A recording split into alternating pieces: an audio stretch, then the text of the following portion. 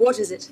Well, it's called Randomiser, and it's fitted to the guidance systems and operates under a very complex scientific principle called potluck. Now, no one knows where we're going.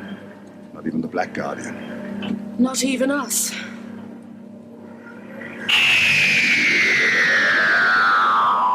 Hello, and welcome to episode 17 of the Randomiser Podcast. I am Tim. I am Chaz. And I'm Gareth. Yes, we're joined by Gareth Preston, another dear old friend, and we have made Doctor Who films together in the past, Gareth, and we've also recently collaborated on your wonderful podcast, Very British Features. Do you want to tell us about that? Yes. It's something I've absolutely loved doing over the summer. It's been in the back of my mind for a while to do a podcast because too much of my mind is taken up with old television and science fiction, so it's a desperate attempt to put that to some kind of use. So I came up with this thought of a podcast basically about everything that wasn't Doctor Who.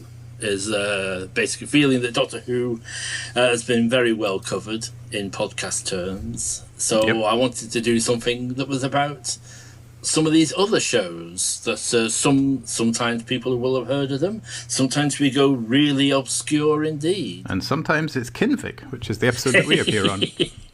It is. And I must say, I think it's very brave to come on someone else's podcast and basically trash their entire idea. Hang on, isn't that what we did? Well, it was a real pleasure. It was having you on. Thank you again for coming on. I told you he was having us on. Yeah, I knew it. No, it was wonderful, Gareth. We had a great time. My earliest memory of Doctor Who is Carnival of Monsters, episode 1, where the bit that I really remember is the shooting of the orderly that takes place at the start. Yeah. And that really frightened me as a kid. It's quite shocking, I suppose. Yeah, I think there's something about it. He just kind of whips out his gun and shoots him. Yeah. It stayed with me. So I've been watching ever since then, and it's like so many fans, it's inspired me to be creative. Yes. So over the years I've got involved in filmmaking and audio producing. I produced a series called Fine Line Productions. We went through 2 doctors. We had our own theme music and did 2 seasons of that, and that was really interesting. I think you learn quite a bit about Doctor Who by trying to make Doctor Who. You sort of see some of the thought processes that go into it. Oh, welcome along. While I remember, because I'll forget at the end, do you have a sort of web address that people should go to find out more of your stuff? Very British Futures. It's available on pretty much most popular podcast platforms, or you can also find it at anchor.fm/Gareth-Preston, or probably even easier to remember is GarethPreston.blog, and you'll find all the details about the podcast and other things I'm involved in. I also enjoy reading your blog on sort of your occasional reviews of old TV shows and stuff like that. Sort of that was going on for a while before the podcast, of course. So it's good stuff, and a delight to have you with us. Welcome along. Thank you for inviting me. Yeah, I'm very glad to be here. We will plunge on in and discuss the biggest Doctor Who news for a while, which is the impending departure of Chris Chibnall and Jodie Whittaker from the show, which was announced a few weeks ago at time of recording, probably a few years ago at time of release for this episode, given my editing skills and speed. But yes, folks, what do we think of this news? Gareth, do you want to go first? In some ways, it wasn't a surprise. This pattern of 3 years is the standard Doctor Who reign. She said they did a 3 and out sort of agreement or something. I read. I can believe that.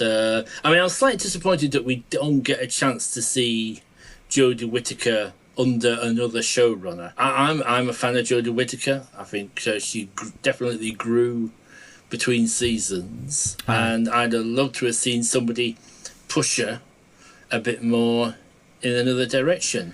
And to see her given some good writing, to be honest, would be. I think that's what we've discussed many a time on the show in the past. It's weird with Chris Chibnall because on paper, in some bizarre parallel dimension where I'd have become the showrunner at this point, I actually probably would have done quite a lot of what he decided to do. I probably would have done more historical stories. I would have made a big effort to bring in more new writers and new voices to the show.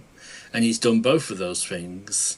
But unfortunately, somehow, he keeps missing the target. I think he's got a great wish list, but the sort of skill of execution is really lacking, I think.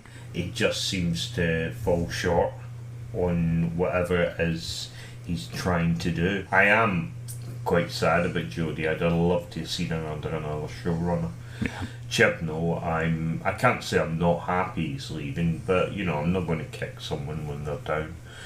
Or maybe later, but we still have what we've got a season to come. we've got 9 story, well, a season and 3 specials, so we'll see where we go. And I'm hoping that, you know, he can sort of pull something out of the bag, and, you know, at least she goes out on a high. Yeah, but, absolutely. I really don't want to be too negative until we see the season, and then I'll be fully negative. I mean, I listened back to our first two episodes recently because I'm a massive narcissist, and but we were genuinely thrilled and really enjoying Spyfall, and you know, I think that capturing some of that energy and that creativity to end on would be a fantastic end for the Chibnall and Whittaker era, I think. Whittaker.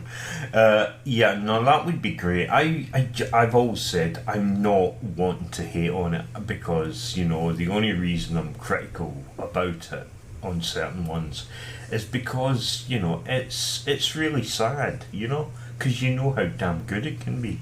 Yeah. And when it's good, you know, like Villa Diodorate was fantastic. You know, you're really sort of, you're joyful, you know, but it's so few and far between at the moment, and I think that's what's really sad. Well, high hopes for the new season. Do we know when it starts yet, or is that still unclear? I think it's up in the air, but my bet is October.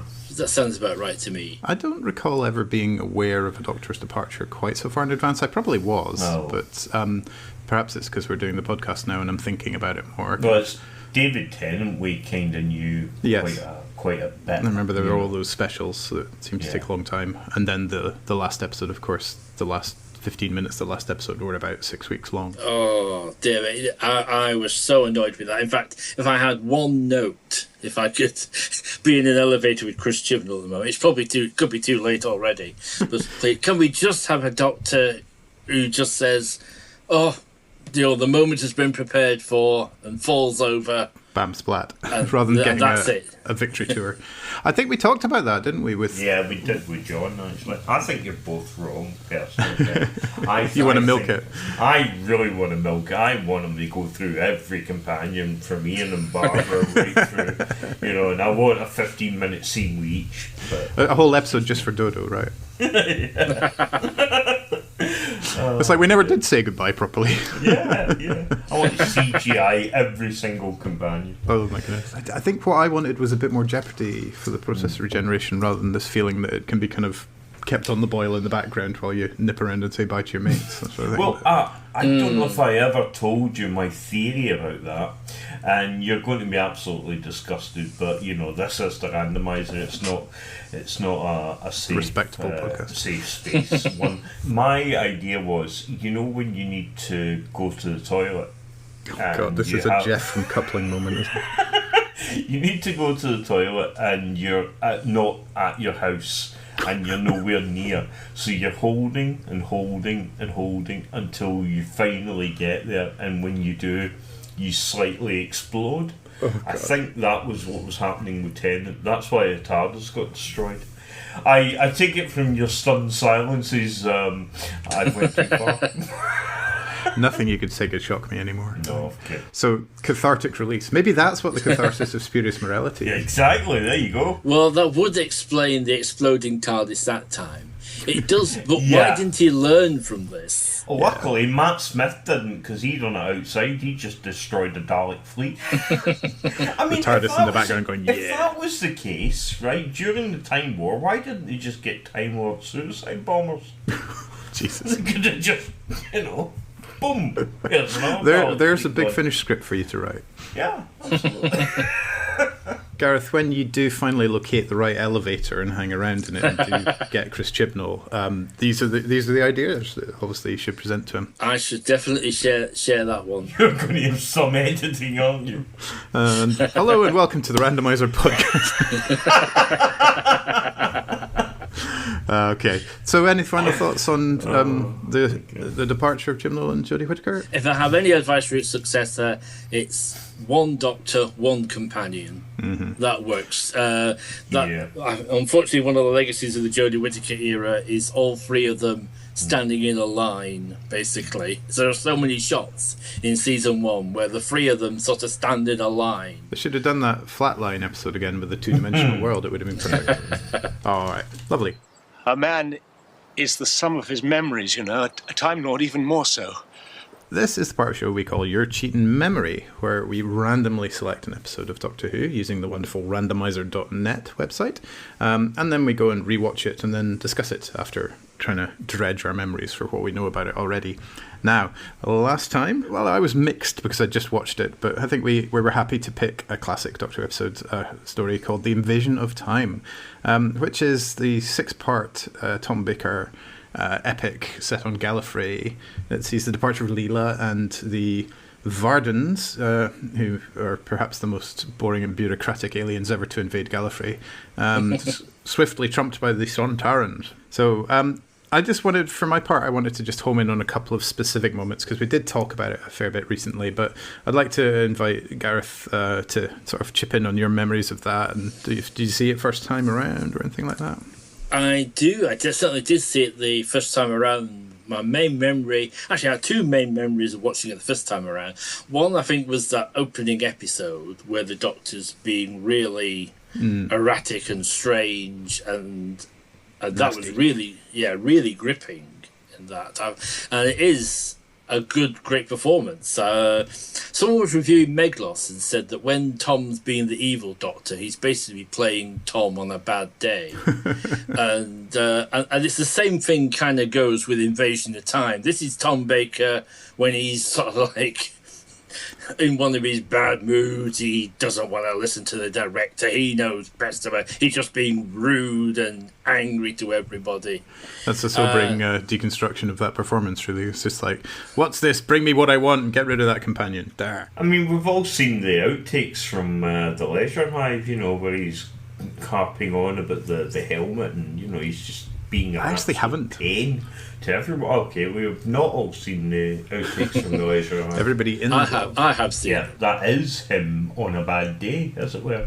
It doesn't mean he's not great, because, you know, Tom's always sort of great, even when he's being sort of an arse, really. It's a hugely enjoyable performance. I think that it kind of almost makes you wish he'd kind of, after Doctor Who, he'd gone to Hollywood and done a few Euro baddies in forgettable action movies, because I think he would have been great in those. So that stuck with me. And I think the other thing that really stuck with me was the appearance of the Sontarans, which was like a complete surprise. Were you familiar with them before? I had seen them before. I particularly remember Lynx taking his helmet off in the Time Warrior. That's another one of my sort of key Who memories. So yeah, that was amazing to see them back. And it still works. I think one of the things I really like about Invasion of Time is that most of the cliffhangers are really good on this one. I think possibly my favourite is the end of episode 2, which is the welcome to your new masters. Oh, yes. And just a magical laugh. I wonder how much of my kind of memory of this was based on having read the book before I ever saw it. I definitely saw it on broadcast. I mean, I've seen it since, obviously, but I remember, I know that most people don't like them, but I tend to like the things that people don't like, and that was the TARDIS bits, you know, running round the leisure centre. Yeah, I quite enjoyed them. I really liked the scene of Barusa just sitting, sipping a cocktail.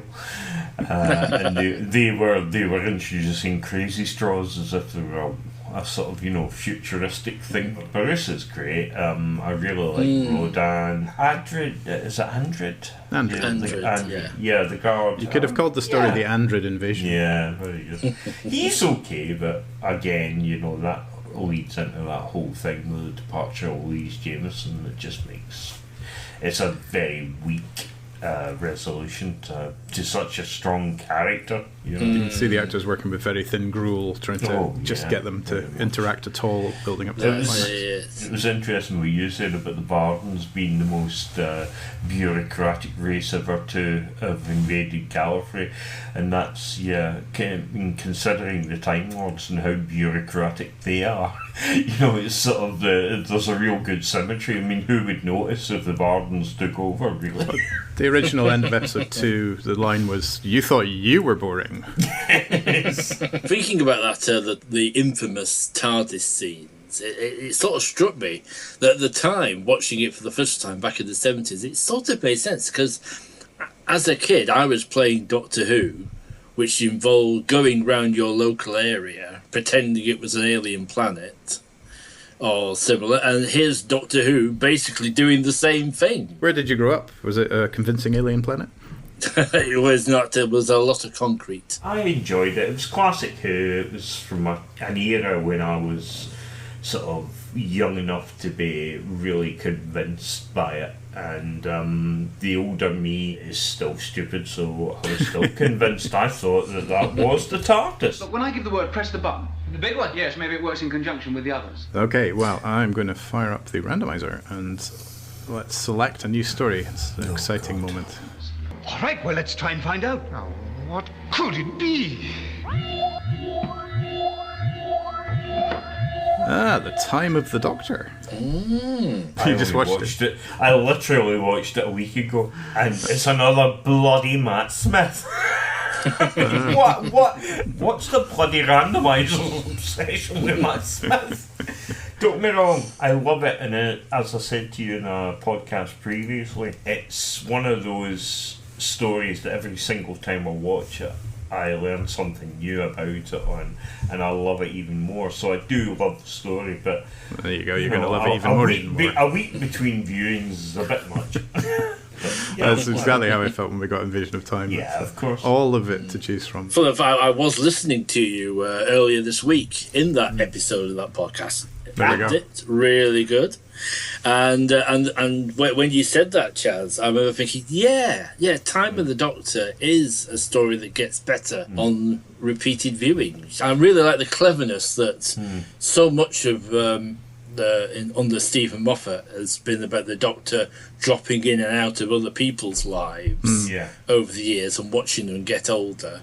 Yeah. And now it's the tables are turned and it's Clara who drops in and out on the Doctor's life. A very, very neat point. I think my only main quibble with it, and this is probably the pedantic fan, but it's kind of annoying that the whole thing about the mystery of the TARDIS exploding, which was such a big thing back in the first season, gets kind of brushed off in a couple of lines. Yeah, I mean, for such a big event, you would have thought it'd have maybe spent a bit longer on it. I agree on that, you know. Yeah, it's probably my biggest beef with Stephen Moffat, who I like hugely admire in many ways, is that he does his thing about building something up and then dropping the ball. The Hybrid was another one of those. After a whole season of the mystery of the Hybrid, it becomes, what is the Hybrid? It's up to you, really. It's a point of view. It could be this or it could be that. Who cares? It's a very frustrating, way of explaining things. Sometimes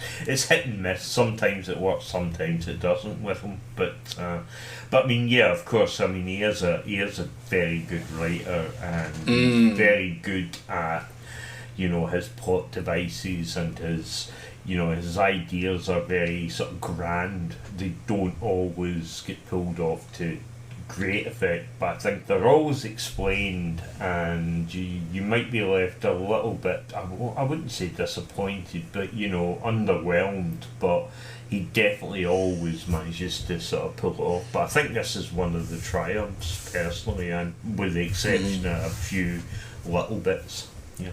Couple of thoughts. One is the reason it's a grower, I think, at least in part, is because it's following Moffat's finest hour. The Day of the Doctor is, as we've said many times, it's the pinnacle and a worthy anniversary episode. And then how the hell do you follow that? So it was always going to be a tough one to do.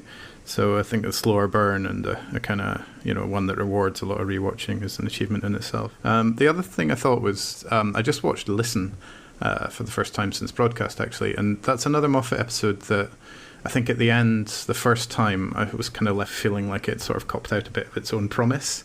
But then watching it again, you see a lot more nuance and a lot more of the kind of cleverness of how it folds back into itself. And yeah, just I was much more enjoyable after the first watch. Another grower then, I guess. What were your initial thoughts on it when you first saw Time of the Doctor? Because mine personally were, I was underwhelmed. It's a hard act to follow with the anniversary, really. I think that was it, after such a high and in the cinema and everything. You were sort of back to sort of business as usual with all the kind of Christmassy stuff. I liked it fine. I was sort of also aware of it being the end of Matt Smith's era, so that was a sort of downer to begin. Yeah.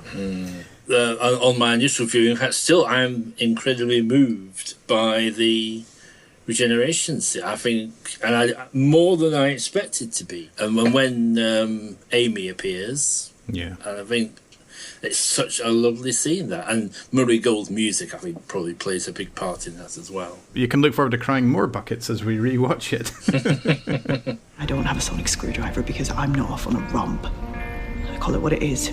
A great loss of pomp and circumstance. Let's do a little bit of Romp or Pomp. So this is where we just fire up the randomizer again and click through a few stories. And this is a hot take. We don't want to go into in depth on them. We just want to say, are they a fun-packed romp or are they a kind of more serious pomp and circumstance story? So here we go. First one. Let's kill Hitler. R-O-M-P. I mean, that's probably my go-to romp of to end all romps, really, isn't it? I've said it before and I'll say it again. It's definitely the most clickbait Doctor Who title ever. It definitely is. Okay, next one. Definitely romp. Human Nature and the Family of Blood. That's more serious, isn't it? Darker. Pomp. Yeah. Next one. The Evil of the Daleks. Yeah, Pomp. Yeah, I mean, I'm actually going to say romp. Yeah. What? Justify. I think there's an awful lot of running about. I think it's one of those stories, if we ever do find it, I'll be interested to see how fandom reacts, because it starts really exciting. I love all the 60s stuff. And you get all the Scaro stuff, but I think a lot of that Victorian house stuff, there's a lot of running about. We need to keep the wheels spinning on this a bit over 7 episodes. I think it's very interesting, when we look at Troutons and we mythicise certain stories and then we get to see them. I mean, it's like Enemy of the World. Everybody was sort of convincing it's a bit dull. But I think it's better than Web of Fear, personally. Yeah, controversial. Let's do a couple more. There you go. It Takes You Away. Junk. It's very pomp, this one. It's a bit too pomp, really, isn't it? I mean, not even a talking frog can make it a romp. Let's do one more. The Web of Fear.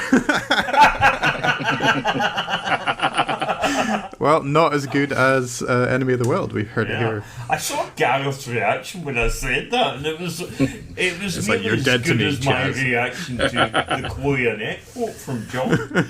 Oh, well, more of that to come. Yeah, it's pomp and does its good. Nice and creepy, obviously, all of that underground stuff. That was Romp or Pomp. I gladly accept your challenge.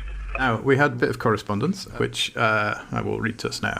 So this is from a chap called Douglas, who I worked with a bit, and we discovered we were both Doctor Who fans, and he's since started listening to the podcast. So hello, Douglas. Hello, gents, he says. Just wanted to write a quick email to say that in my watch-through of all of Classic Who, I've seen a lot of 4, 6, and 7, but never watched all of it in order.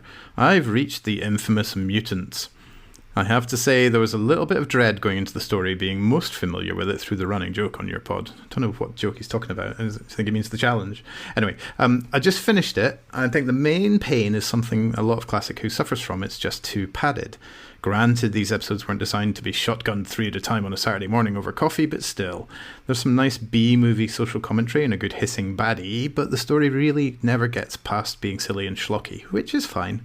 Doctor Who is nothing if not camp. But, well, good luck, Chaz, when your time finally comes. So that brings us neatly on to the challenge. Now, I have asked challenged Chaz to watch The Mutants. He's never been able to sit through it, and it's never quite come together. So, Chaz, have you managed to see it at last? Well, first of all, let me say that was a great way of shoehorning this in. But well, as you know, I have some problems with my memory, and that has left me a little bit hazy sometimes. So I decided, as part of my physio, to go and see a hypnotherapist, Donald. We decided that we could maybe regress back, hopefully reclaim some memories and things. And over the course of the last few weeks, we've been doing that, and turns out I have already watched The Mutants. What? Brilliant. Yeah. Well, as you know, I was, born 70.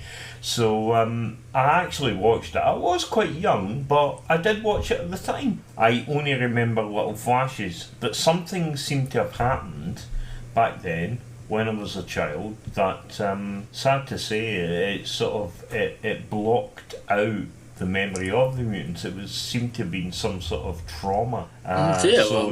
What kind of trauma? Well, this is quite difficult for me. Apparently it was, just give me a moment, apparently it was watching The Mutants. So that's why you've never been able to rewatch it?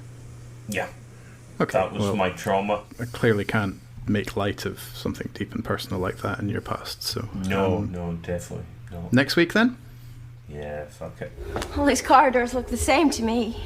It's time for Which Corridor Is This?, which is basically inspired by Toby Haydock and Rob Sherman's book Running Through Corridors, where they discuss Doctor Who episode by episode in order and try and be very positive about it all. Wonderful books. There's one for the 70s, one for the 60s, but not yet one for the 80s, so get writing, gents, because I love the series. So I have reached The Stones of Blood, which is another wonderfully atmospheric, kind of creepy sort of horror genre Doctor Who, which it does so well in that kind of era.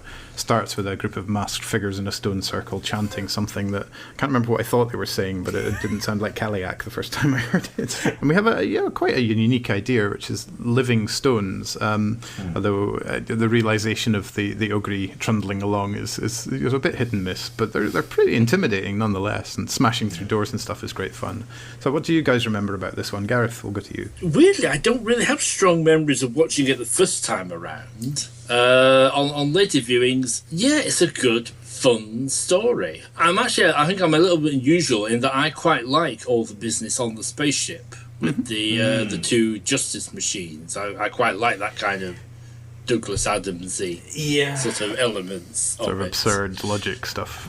Weird, I went to the location many years ago, the Stone Circle. But weirdly, I went there with some friends, and we got there, and none of us, I think, had watched The Stones of Blood recently. So you weren't sure what to do? So we got to this circle, and we were all a bit, it's not stirring any memories here. We could be anywhere. So I went to see the guy on the gate.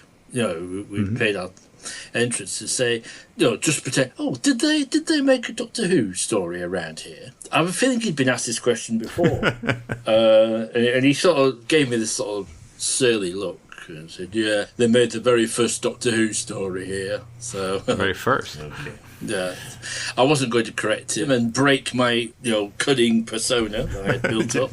Reveal yourself. Maybe it was a trap. It was like a geek trap. He's like deliberately sort of drawing Actually, I think you'll find.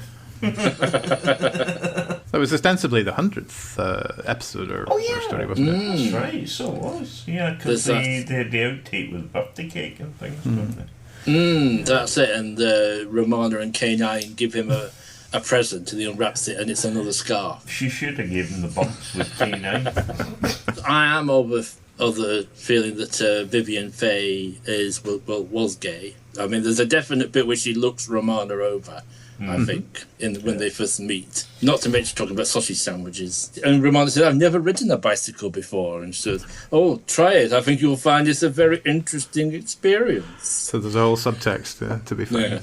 Yeah. The other wonderful guest is, of course, Professor Rumford. I was trying to remember her name there. I should have given you a chance to misname a celebrity there. But... Oh, yeah, actually, I haven't done it yet. So, this might be the podcast. Fingers crossed. But I really like this one. I think the first episode is quite good, and it's interesting the way the three women get together at the start. I think the three of them work together well. I don't have great memories of it, which is a bit of a shame because it was one I did enjoy a lot, and I agree with you, Gareth, about the Justice Machines. The first thing that comes to mind is Douglas Adams. The spaceship parts are good. Vivian Faye is a great villain. It's interesting it's taken that long, really, for Stone Circles to enter Doctor Who. I don't know what you're talking about. They did the very first Doctor Who was made at Stone Circle. Yeah, because Stone Circles are a big thing generally within fantasy and sci-fi. I mean, you've got things like Children of the Stones, Quatermass Conclusion, loads of myth and whatever around Stone Circles. They're steeped in folklore. Of course, we go back to it. We go to Stonehenge for in the new series. Of course. So, Doctor Who sort of comes a little bit late to the party in some ways. They obviously got the idea for using Stone Circles from my book. I don't know if you know, Gareth, but I'm a published author. And part of really? you don't mention it more. I don't like to mention it very often, but my book is all about the Stone of Scone, which was actually taken from Dunad Fort, and where there's loads of stone circles. So, technically, I suppose I influenced this. I mean, I don't like blow my own trumpet too much, but yeah. Speaking of stone circles in science fiction, Halloween 3 uses, in fact, they steal one of the stones from Stonehenge. You wrote Halloween 3, or the initial treatment for it. It wasn't you. Nigel Kneale. That's right. Nigel Kneale, our friend Nigel Kneale. Former friend, yes. Listen to Very British Features Kinvig episode to find out more. What a sitcom writer he is. So talking about Moffat hand waving, this I think is a good example from Halloween 3. So is that when they get to the villain's base and he's showing off, here's my Stonehenge monolith. And the guy goes, how on earth did you steal it? and the villain goes, oh, that's a great story. I'll tell you sometime. Perfect. It's like that old joke about putting up the flagpole. You're in charge of a corporal and 3 privates, and you've got to get a flagpole up, and you're told you've got a 20-metre rope and a 40-metre rope and all this stuff. And the answer, after much puzzling, is you say, Corporal, get that flagpole up. So you probably just said, Henchman, bring me that stone. I think they took one of the supporting stones, left it one of them fallen over. It's great to be the boss. You can just The Stones of Blood, I like the sort of jolt of going from this dark, mysterious stone circle and gothic mansions to suddenly be on a kind of brightly lit hyperspace spaceship, which is a really lovely idea. And the other thing I love about this story is it has a proper gadget, a kind of lashed together from bits and bobs MacGuffin gadget that zaps them into hyperspace, and I think it's a classic of that genre as well for that. Absolutely.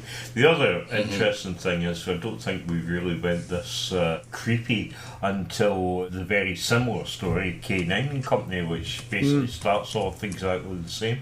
Yeah, that really scared me as a kid, the Hecate stuff. It really scared me as an adult, but for completely different reasons. Was that the 6th time you watched it? Yeah, basically. No, I haven't re-watched K9 Company, maybe once, but not for a long, long time, and I will get to it and watch it in order in my rewatch, so at some point we'll talk about it, Chaz. That is not... Just tell me that is not on the bloody randomizer, because I don't know. I'm dumping this podcast. Would you do Dalek Master Plan first? I think I might. Another little thing I quite like about Stones of Blood is it does that nice thing, a little bit of red herring with Mr. De Vere's. Because he seems like he's going to be the main villain, and he even gets that nice classic villain scene of showing the Doctor around his house and dropping a few hints. Do you get the impression that he was a bit McCarter? He was Charles. He was played a bit like Charles Grey, or am I completely off here? I think there is a bit of that. I think he could have deliberately said it. So you think he's going to be the villain, and then he's abruptly dispatched. Stones of Blood was great fun. I'm now on to the Androids of Tara, and we'll talk about that once I've got through that one. So you'll get your Wood Beast at some point, Chaz. Oh yeah, excellent. And you were looking Can't wait for the Tara Wood Beast. I know. Well, there's a T-shirt in the making, that one. Lovely. Could it have been affected by tangential deviation coming out of the warp ellipse? What are you talking about, Greastain? It is tangent time. Now, we have been watching Red Dwarf season by season. Chaz and I, Gareth, I believe, has joined in for the kind of slightly standalone, stick out like a sore thumb season of Red Dwarf, which is ostensibly season 9. But it was made some time after the previous one. It's called Back to Earth, and as the title suggests, they end up back on Earth. And it does really stand alone, perhaps fortunately, because it's an oddity. So, Gareth, why don't you kick us off and just tell us what you thought maybe at the time? Or Oddity's a nice, polite word.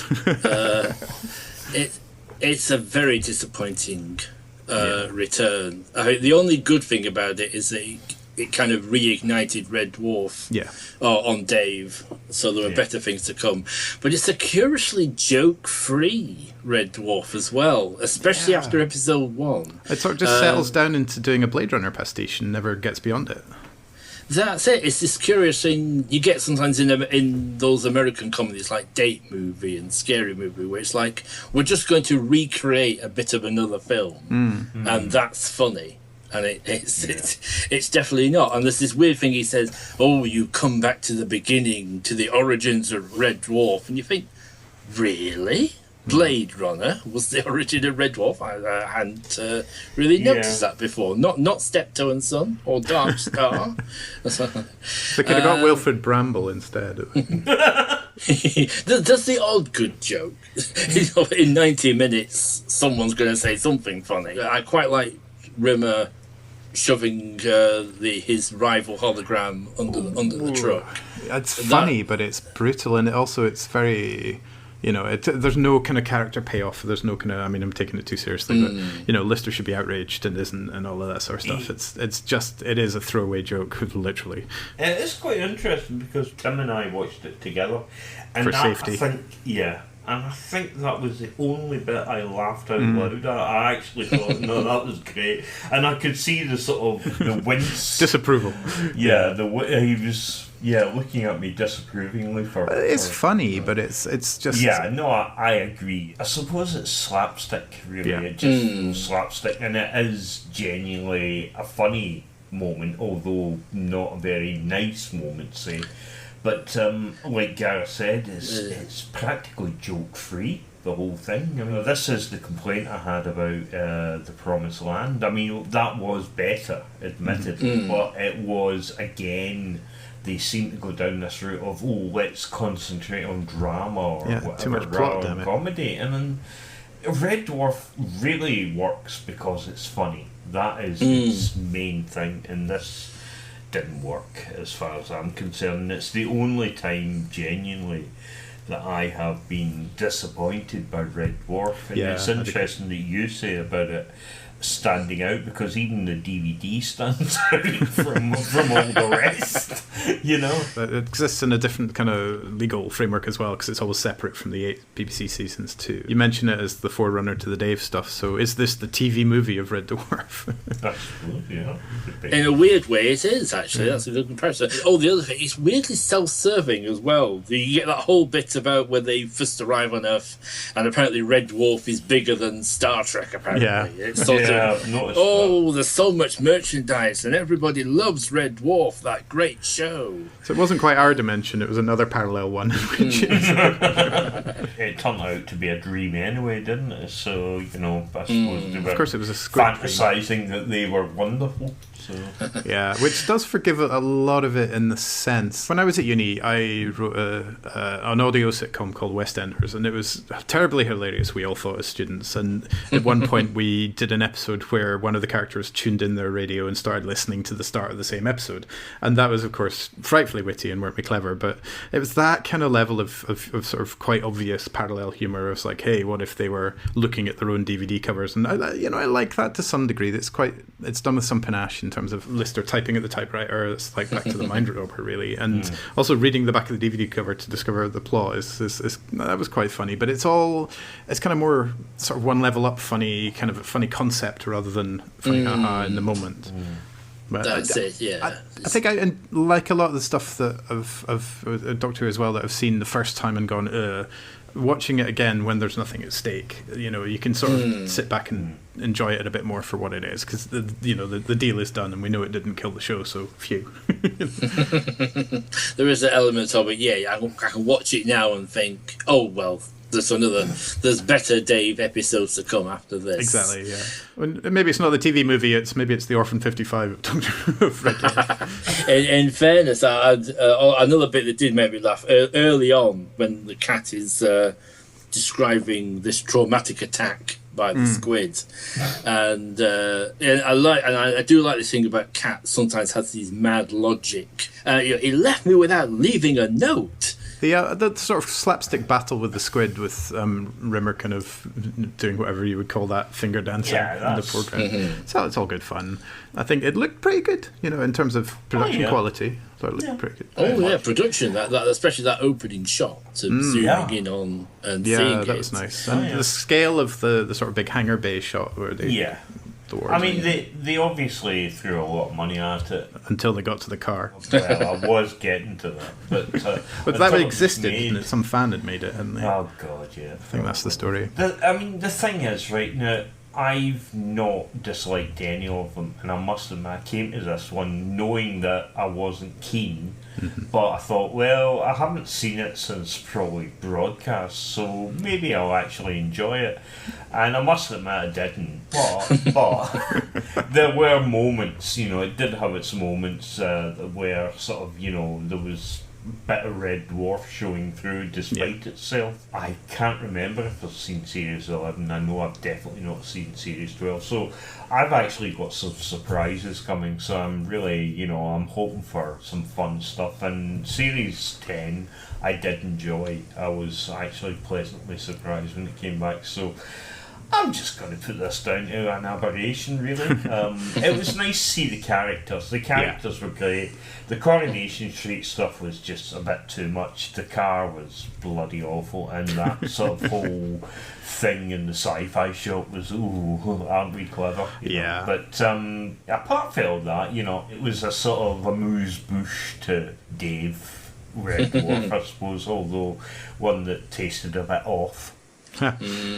And of course, guest appearance by Chloe Annett, talking of. Oh, and that was the genius part of the show. I mean, the whole production was lit up by Chloe Annett, and I won't have a word said against her. Are we clear? I was going to say, actually, nothing quite became her like the leaving of the series. I'm afraid I've never really got with the Chloe Annett version of Kachansky. It's not entirely her fault in that she's very much given this not funny role of the eye-rolling girlfriend, basically, who's basically there to disapprove of the zany antics of the boys. I just don't think she has much timing. She just feels like a bit of a drag, I'm afraid to say, on the scenes. Anybody who's watched Armstrong and Miller will get the following reference. Kill him. Yeah, and I will. I can feel my heart.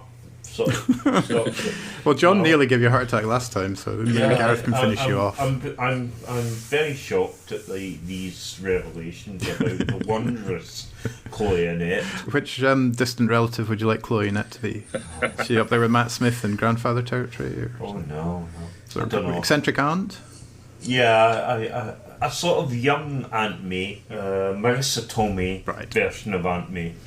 So the Red Dwarf movie, we can cast Marissa Tomei as No, Chloe Annett, but I equate her to the sort of Aunt May and Spider-Man, but it's Marissa Tomei version. There we go. rather than who was it in the 80s series? Probably some old lady. Not an old lady. Oh, well, we well know your antipathy towards old ladies. Talking. Yeah, Jessica Benny. Jessica Tandy, let's say. Pick a golden girl, basically. Yeah. Oh, yeah. God, if it was Betty White, you know, she'll be alive. She'll be the one alive at the end of time. That was her outside and listen. Is that what you're saying? Yeah, absolutely. Have they finished screening the repeats yet? Let me in. Betty White's a genius. There's a documentary about it you should watch. She's there we go. An amazing person. So we'll watch on into the Dave era. We might do a couple at a time. We'll just see how we go. But Gareth, if you have any thoughts on Dave Red Dwarf, you could send us them in. We can split them up across whatever podcasts we're covering it on. I think you haven't seen season 12, Chaz. I think and there'll be one of the episodes, I think, that without too many spoilers, that I think you'll find really interesting.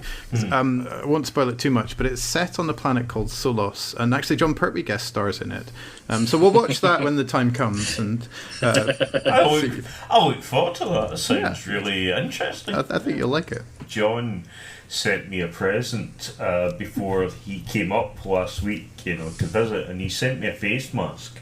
Now, I got this face mask, and it said, "Have you got your Oxymask or something?" And I'm looking at it going, what the bloody hell is this? And I'm texting about 4 or 5 people, trying to work out what the hell it is. And nobody, all my friends now. Well, if you'd watched the story, you would have known. Yeah, well, that's the thing. I put the sentence into Google, and, it only came up with a couple of pictures from the mutants. That's some top quality trolling. It would have been the only way I'd have actually got it. And I did say to John, I said, well, it would have been, I'd have actually got it if I'd watched the mutants, so I don't know who the joke's supposed to be on. But now I have mutants merchandise. What can I say? Secret fan. Yeah. Okay. Doctor, those monsters were real. I saw them. We're going to do Monster by Monster, which is our replacement for Doctor by Doctor. We're going to pick a few monsters from the history of the show and just have a quick hot take on them rather than get too bogged down in any detail.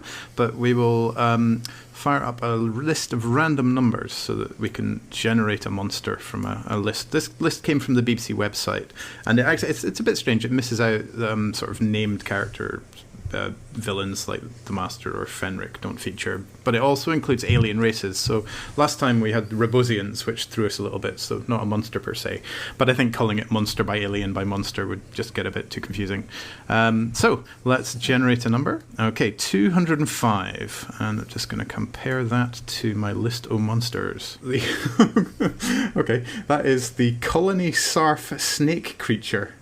So I'm struggling to place that episode. Is it late Capaldi? The Magician's Apprentice. The Magician's Apprentice. The Davros's representative that turned into snakes. Do you remember? I think he's a good, fun, imaginative Moffat character. No memory of it whatsoever. I've only watched those once. Okay, let's do another one. 27. This will be right back in time.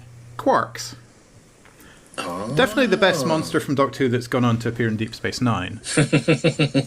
I've got a soft spot for the Quarks. I quite enjoy them as a sort of evilly giggling little robot. You don't want a quark in your soft spot with those spiky heads. I like the look of them. I think they're actually, they're completely impractical. They're so 60s. They're lovely with the fold out arms as well. They sort of look rather cool. I really like them. I would love a model quark, actually. That would be a nice toy. I think if you were to bring them back, I think you could do some interesting things with them. Let's do another one. 184, Kalar Cyborg. That's a town called Mercy. Yes. So it's this sort of gunslinger. Yeah.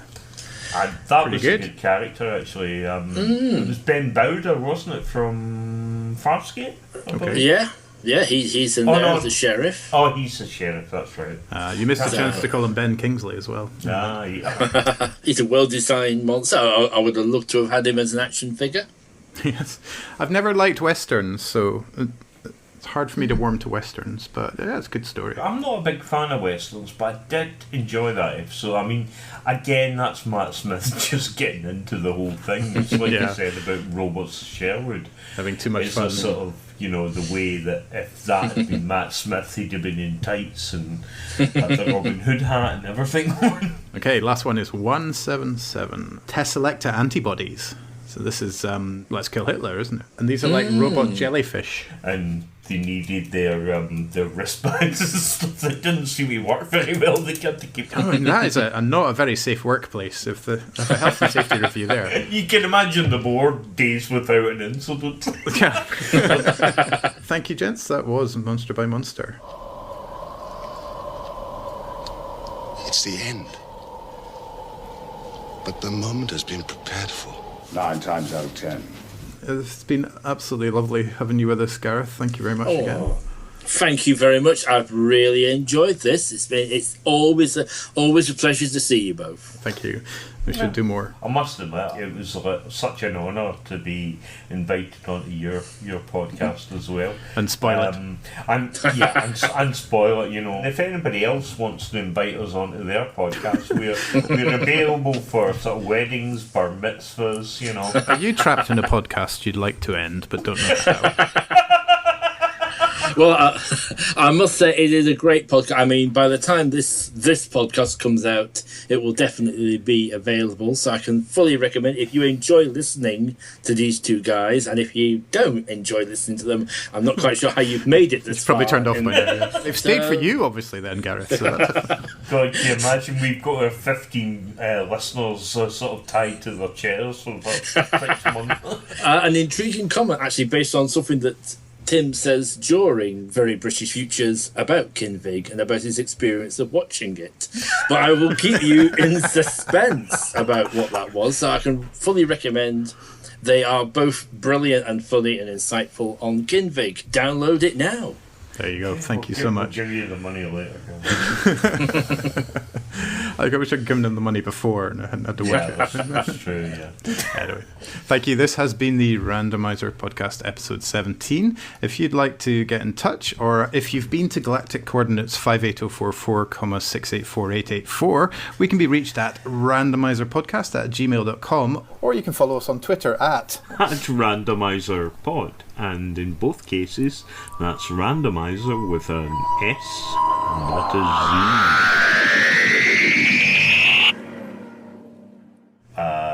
That's on Twitter. And in both cases, it's randomizer with an S. I'm using the one from last time. Not a Z. I literally have one bloody job, and that's it. No, absolutely, it's simple. Sorry. All we will hear now is fizzing Pepsi Max for a minute or two. Yeah, sorry, my addiction. I'm going to have to cut out something that you said earlier, because all that we've got in the background of it is Chaz going talk, talk, talk, and it's like that scene where Chaz was eaten by snakes, Yeah.